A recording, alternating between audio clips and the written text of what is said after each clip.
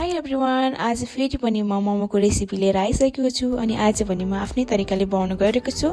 So सुरुमा मैदालाई मिचेर छोपेर राखिदिउँ अनि त्यति बेलसम्म चाहिँ अब हामी यता मोमोको मसला बनाउनतर्फ लागौँ।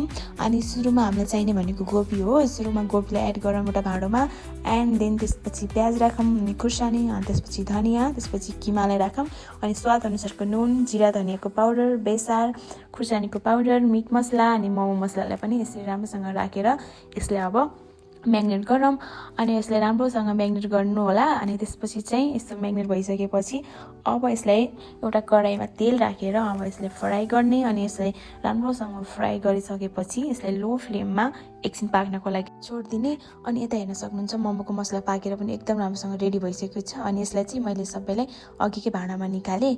अब चाहिँ हामी लागौँ मोमो बनाउनुतर्फ। हजुरहरूले चाहिँ कसरी बनाउनुहुन्छ है मोमो? मैले चाहिँ यसरी गिलासले घोपेर माथिबाट यसरी पिस पिस बनाउने गर्छु। यसरी बनाउँदाखेरि चाहिँ एकदम छिटो भए जस्तो नि लाग्छ अनि टाइम पनि वेस्ट हुँदैन। अब हामी लागौँ मोमोको मसला भर्न। मलाई चाहिँ मोमोको सेप बनाउनु चाहिँ खासै आउँदैन है, यो चाहिँ मैले आफ्नै तरिकाले बनाएको।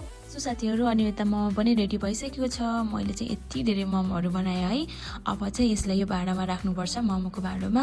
अब यसमा भाँडोमा राख्दाखेरि चाहिँ अटिरहेको थिएन, त्यही पनि मैले जसो तसो गरेर यो तिनटै भाँडामा अटाएँ अनि त्यसपछि यसलाई अब पाक्नको लागि छोडिदिएँ। अनि यतातिर लागौँ हामी मोमोको लागि चटनी बनाउनुतर्फ। मैले चाहिँ तिल र गोलभेडाको चटनी बनाएँ।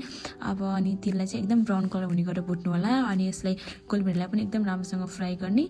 त्यसपछि प्यानमा फेरि तेल राखेर खुर्सानी, अदुवा र लसुनलाई पनि फ्राई गर्ने। लसुनलाई त्यत्तिकै पिस्दा चाहिँ अलि बास्ना आए जस्तो हुन्छ है, त्यही भएर चाहिँ यसरी फ्राई गरेर पिस्दा चाहिँ अलि राम्रो मिठो हुन्छ। अनि मसँग चाहिँ सानो स्लाउडो भएको कारण चाहिँ मैले दुईचोटि पिस्नु पऱ्यो। सुरुमा चाहिँ गोलभेडालाई पिसेँ, त्यसपछि चाहिँ तिललाई पिसेँ अनि त्यसपछि लास्टमा चाहिँ यसलाई दुईटैलाई एउटै भाँडामा राखेर त्यो अघि माथि प्यानमा बचेको तेल थियो त्यसलाई पनि राखिदिएँ। अनि हेर्न सक्नुहुन्छ मेरो ट्वाक्क फरेको चटनी पनि रेडी भइसकेको छ। अनि माथि धनियाँलाई एड गर्न सक्नुहुन्छ। अनि यता हेर्न सक्नुहुन्छ यो मोमो पनि पाकेर एकदम रेडी भइसकेको छ। हेर्दै खाउँ जस्तो लागिरहेको छ है। सो साथीहरू, हजुरलाई चाहिँ मैले बनाएको मोमो कस्तो लाग्यो अनि मलाई चाहिँ एकदम मिठो लागेको थियो है। अनि जे भयो नि आफ्नै घरमा बनाएको मोमो चाहिँ रेस्टुरेन्टको भन्दा डिफ्रेन्ट नै हुन्छ।